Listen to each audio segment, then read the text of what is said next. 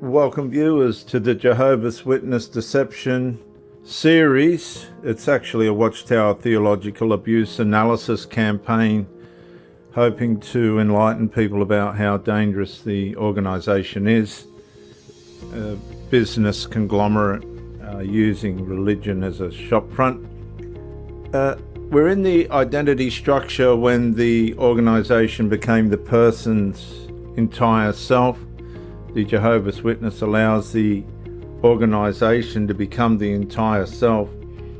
And the answer comes automatically from the meeting now. A brother is asked a simple question during conversation after the meeting, not about doctrine, about himself. He pauses briefly before responding, almost searching organisational language before speaking naturally.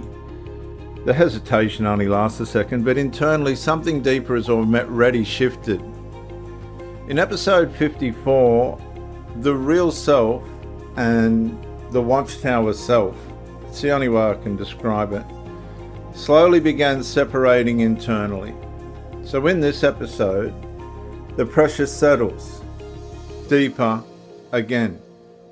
Not through force, through repetition. A sister quietly realises nearly every major decision in her life now passes through organisational approval before feeling emotionally safe enough to make.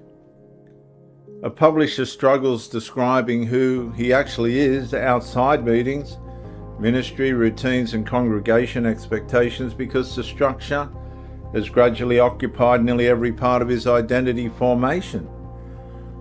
Someone secretly carries pornography dependence, fantasy attachment, or hidden online behaviour while simultaneously feeling terrified that losing the congregation identity may leave nothing stable underneath them at all.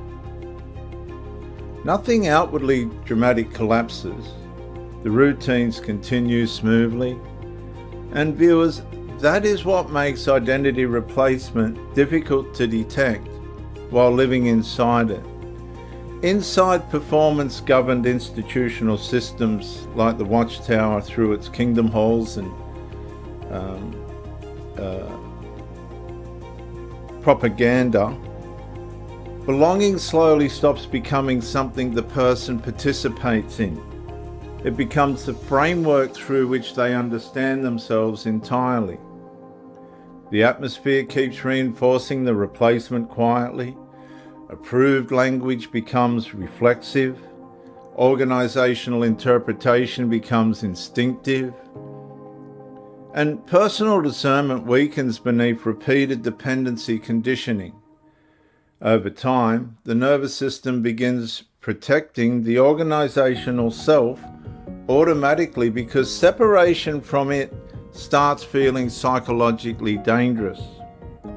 A brother drives home after the meeting, realises he no longer knows which opinion genuinely belonged to him anymore, beneath the organisational voice operating inside his thinking. Another publisher smiles comfortably during congregation conversation, while privately feeling emotionally absent from the person everyone else still believes they know. The fracture rarely appears loudly. Usually it appears through disappearance. And the slow erosion of authentic selfhood beneath institutional performance structures, demanding continual alignment. Watchtower repeatedly reinforces loyalty to what they call Jehovah's organisation. Spiritual safe association, organisational thinking patterns, and faithful obedience as essential safeguards protecting spiritual life and identity. The scripture witness presses quietly into the replacement.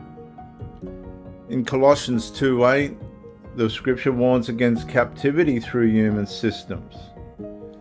Galatians 5:1 calls believers to remain free. 2 Corinthians 3:17 says, where the Spirit of the Lord is, there is freedom. So the pressure rarely operates through visible imprisonment. Usually it operates through identity absorption. The growing fear that without the organizational self, the Watchtower self, the person underneath may no longer know how to exist independently at all.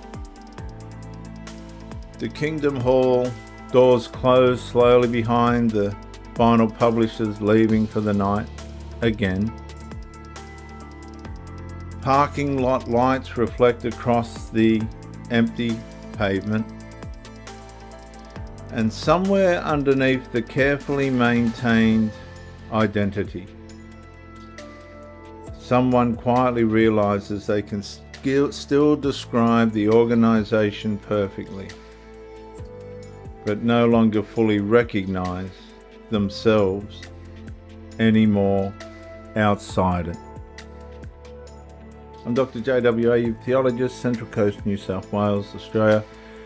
Like and subscribe to encourage me to do more. Comment to educate me. Share the video to help somebody else. I'll see you in episode 56, the obedience structure. I'll say that again. Episode 56, the obedience structure, when conscience started feeling dangerous.